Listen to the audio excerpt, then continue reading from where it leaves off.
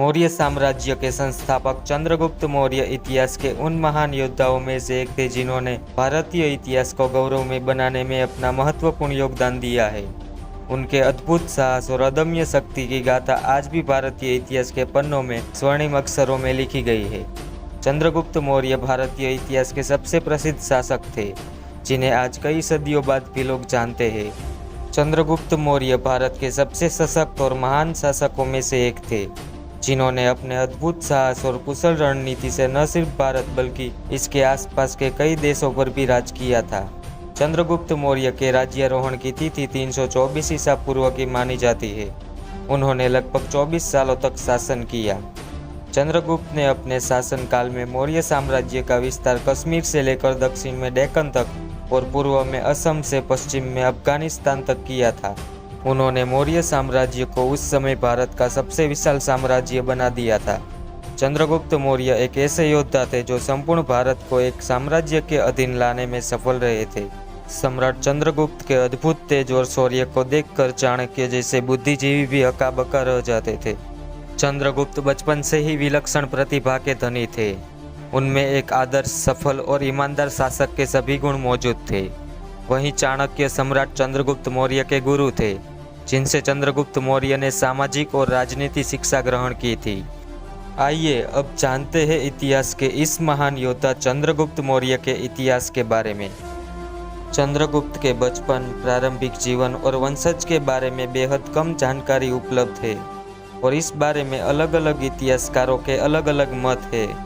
कई भारतीय साहित्यकारों और इतिहासकारों ने चंद्रगुप्त मौर्य का संबंध नंदा राजवंश से बताया है, जबकि एक संस्कृत नाटक मुद्रा राक्षस में उन्हें नंदनवई मतलब नंद के वंशज भी कहा गया था। वहीं अगर चंद्रगुप्त की जाति के बारे में बात करें तो मुद्रा राक्षस में उन्हें कुलहीन और वृषाला भी कहा गया है, जबकि भारतेंदु हरिश्चंद्र के एक अनुवाद के अनुसार उनके पिता नंद के राजा महानंद थे। उनकी माता का नाम मूरा था, इसी वजह से उनका उपनाम मौर्य पड़ा। बुद्धिस्ट परंपराओं के मुताबिक चंद्रगुप्त मौर्य क्षत्रिय समुदाय के ही सदस्य थे। फिलहाल चंद्रगुप्त मौर्य का जन्म 340 ईसा पूर्व पाटलिपुत्र में माना जाता है। वे एक बेहद गरीब परिवार में पैदा हुए थे। उनके पिता नंदा नंदों की सेना के एक अधिकारी थे। चंद्रगुप्त के जन्म से पहले ही वे दुनिया छोड़कर चल बसे थे। वहीं जब चंद्रगुप्त 10 साल के हुए तब उनकी माता मूरा का भी देहांत हो गया था। इसके बाद चंद्रगुप्त मौर्य की मुलाकात दुनिया के सबसे बुद्धिजीवी, महान अर्थशास्त्री, राजनीति विज्ञान में निपुण एक महान ब्राह्मण आचार्य चाणक्य से हुई, जिसके बाद उनका जीवन पूरी तरह से बदल गया और उन्हीं की बदौलत वे इतिहास के सबसे नामचीन एवं महान योद्धा बने। तीव्र बुद्धि के चंद्रगुप्त बचपन से ही प्रतिभावान, निडर और साहसी बालक थे। चाणक्य ने उनके गुणों को पहली मुलाकात में ही पहचान लिया था, इसलिए वे उनको तक्षशिला विश्वविद्यालय में ले गए, जहां पर उन्होंने चंद्रगुप्त की प्रतिभा को और भी अधिक निखारने के लिए पढ़ाना शुरू किया एवं उनके अंदर एक महान और साहसी योद्धा के सभी सामाजिक और राजनीतिक गुणों को विकसित कर उन्हें एक ज्ञानी, बुद्धिमान और समझदार शासक बनाया।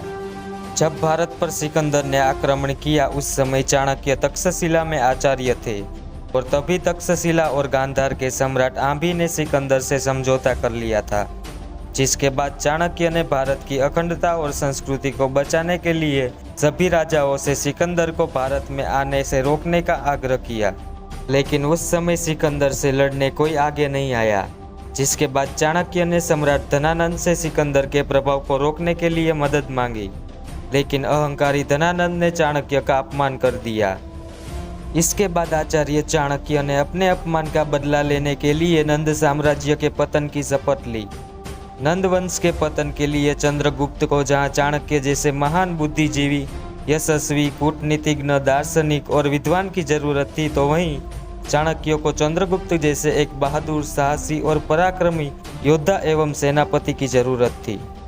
इसलिए दोनों ने नंद वंश का अस्तित्व मिटाने और एक सुदृढ़ एवं मजबूत साम्राज्य की स्थापना के लिए मिलकर अपनी कुशल नीतियों का इस्तेमाल किया।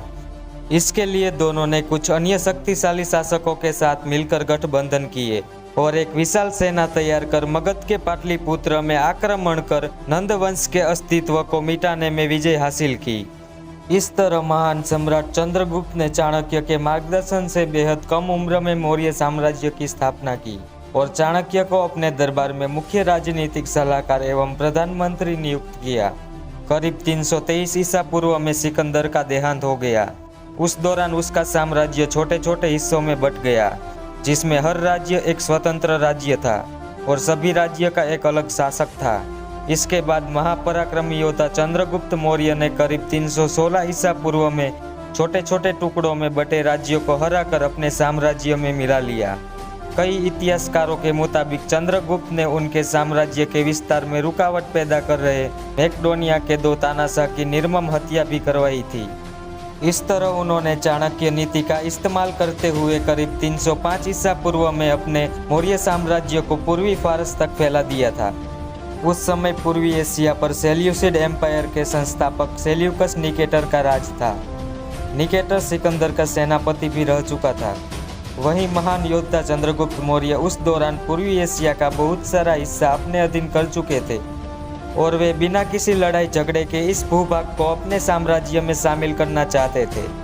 इसलिए बाद में उन्होंने वहां के राजा से समझौता कर लिया, जिसके बाद पूर्वी एशिया पर भी चंद्रगुप्त मौर्य का सिक्का कायम हो गया। उस वक्त मौर्य साम्राज्य एक विशाल और सुदृढ़ साम्राज्य बन चुका था। चंद्रगुप्त की गिनती दुनिया के महान शासकों में होने लगी थी। सेल्यूकस निकेटर से संधि के बाद उन्होंने अपनी राजकुमारी का विवाह महान योद्धा चंद्रगुप्त के साथ करा दिया। वहीं इसके बदले सम्राट चंद्रगुप्त मौर्य ने निकेटर को 500 हाथियों की विशाल सेना दी, जिसका इस्तेमाल निकेटर ने 301 ईसा पूर्व में हुई लड़ाई जीतने में किया था। मौर्य साम्राज्य के संस्थापक एवं इतिहास के सबसे महान योद्धा चंद्रगुप्त मौर्य जब 50 साल के हुए तब वे जैन धर्म के विचारों से काफी प्रभावित हुए। बाद में उन्होंने जैन धर्म को अपना लिया और जैन संत भद्रबाहु को अपना गुरु बना लिया। करीब 298 ईसा पूर्व में चंद्रगुप्त अपने पुत्र बिंदुसार को विशाल मौर्य साम्राज्य की जिम्मेदारी सौंपकर कर्नाटक की गुफाओं में चले गए, जहां उन्होंने 5 हफ्ते तक बिना कुछ खाए पिए कठोर तप संथारा किया और भूख की वजह से उन्होंने अपने प्राण त्याग दिए।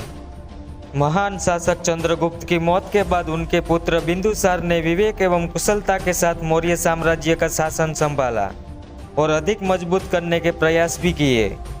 बिंदुसार के समय में भी चाणक्य उनके दरबार में प्रधानमंत्री थे। अब मिलते हैं अगले वीडियो में किसी और हिस्ट्री के साथ।